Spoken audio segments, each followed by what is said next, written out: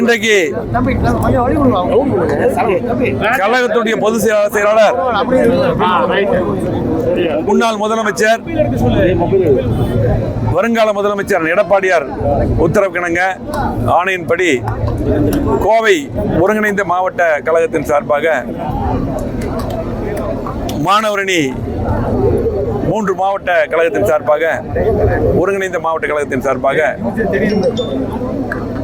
22 மாணவ கண்மணிகள் திமுகவுடைய பொய் பிரச்சாரத்தால் தன்னுடைய இன்னுயிரை நீத்தார்கள்.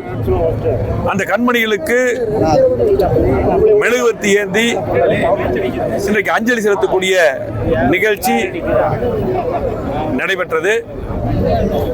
தமிழகத்திலே 2021 ஆரம்பித்து திராவிட முன்னேற்ற கழகம் ஒரே கையெழுத்திலே ஆட்சிக்கு வந்ததும் நீட்டை ஒழித்து விடுவோம் என்று சொல்லி இதுவரையிலும் நீட்டுக்காக ஒரு பொய்யான வாக்குறுதிகளை தந்து கொண்டு இன்றைக்கு சட்டமன்றத்திலும் மற்றும் அனைத்து கட்சி கூட்டம் என்று சொல்லிக் கொண்டிருக்கிறார்கள். அதனால்தான் எங்களது பொதுச் செயலாளர் எடப்பாடியார் அவர்கள் அனைத்து கட்சி கூட்டம் ஏமாற்றுகிற கூட்டம், கண்டிப்பாக அந்த கூட்டத்தில் கலந்து கொள்ள மாட்டோம் என்று இன்றைக்கு உண்மையாக அந்த மாணவ கண்மணிகள் அவர்களுக்கு அஞ்சலி செலுத்தக்கூடிய இந்த போராட்டத்தை அறிவித்தார்கள். இனியாவது திருந்த வேண்டும் திமுக அரசு. நீட்டுக்கு புரட்சித் தலைவி அம்மா அவர்கள் இருக்கும் பொழுது 2016 அந்த விலக்கை பெற்று தந்தார்கள். 2010 தான் நீட்டை கொண்டு வந்ததே திமுகவும் காங்கிரசும் தான்.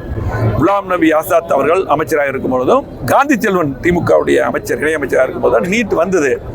ஆனால் இதையெல்லாம் மூடி மறைச்சிட்டு நீட்டை ஒரே கையெழுத்தில் எடுப்போம் அப்படின்னு சொல்லி போட்டு எதுக்கு எடுத்தாலும் மத்திய அரசை குறை சொல்லிட்டு இன்னைக்கு பார்த்தீங்கன்னா மக்களை ஏமாத்திட்டு தொடர்ந்து இன்னைக்கு வர திமுக 4 வருஷத்தில் கோவை மாவட்டத்தில் எந்த திட்டம் கொண்டு வரல, எதுவுமே செய்யாமல் 4 வருஷம் முடிச்சுட்டாங்க. 5 வருஷம் முடிய போகுது. ஆகவே இனியாவது இந்த நீட் நாடகத்தை நிறுத்திக் கொள்ள வேண்டும். இன்னைக்கு எடப்பாடியார் ஒரு சாமானியர் முதலமைச்சராக இருக்கும் பொழுது நீட் விலக்கு என்பது உச்சநீதிமன்றத்தில் வழக்கு இருக்குது. அப்புறத்துறை அம்மா இருக்கும்போது தொடுத்தார். அது எடப்பாடியை தொடர்ந்து அதை விலக்குக்காக பாடுபட்டார்.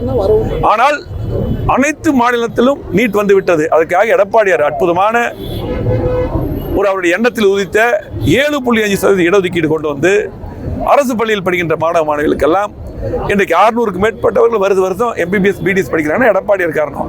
இப்படி ஒரு முதலமைச்சர்னா இப்படிதான் இருக்கணும். ஆகவே கண்டிப்பாக இனிமேலாவது கண்டிப்பாக இந்த நாடகத்தை திமுக நீட் நாடகத்தை நிறுத்த வேண்டும். அது மட்டுமல்ல, இன்றைக்கு ஒட்டுமொத்த மக்களும் இந்த ஆட்சி 4 வருஷமா எதுவும் செய்யல, சட்ட ஒழுங்கு சரியில்லை, எதுவுமே செய்யல, எந்த திட்டம் வரல. ஆகவே 2026 எப்பொழுது எடப்பாடி முதலமைச்சராக வருவார் என்று எதிர்பார்த்து கொண்டிருக்கிறார்கள். 2020 எடப்பாடி முதலமைச்சராக வருவார். இன்றைக்கு விடுபட்ட திமுக செய்யாத குறிப்பாக கோவை மாவட்ட திட்டமே செய்யல, புறக்கணிச்சிட்டாங்க. திட்டத்தை எல்லாம் எடப்பாடி தருவாங்க. நன்றி. செய்திகளை உடனுக்குடன் தெரிந்து கொள்ள கீழ்கண்ட கேபிள் மற்றும் DTH நெட்வொர்க்குகளில் எம்நாடு செய்தி தொலைக்காட்சியை காணுங்கள். பாதகம் செய்பவரை கண்டால் நாம் பயம் கொள்ளலாகாது பாப்பா. மோதி மிதித்து விடு பாப்பா, அவர் முகத்தில் உமிழ்ந்து விடு பாப்பா. அண்மை செய்திகளை உடனுக்குடன் தெரிந்து கொள்ள இணைந்திருங்கள் எம்நாடு தொலைக்காட்சியுடன்.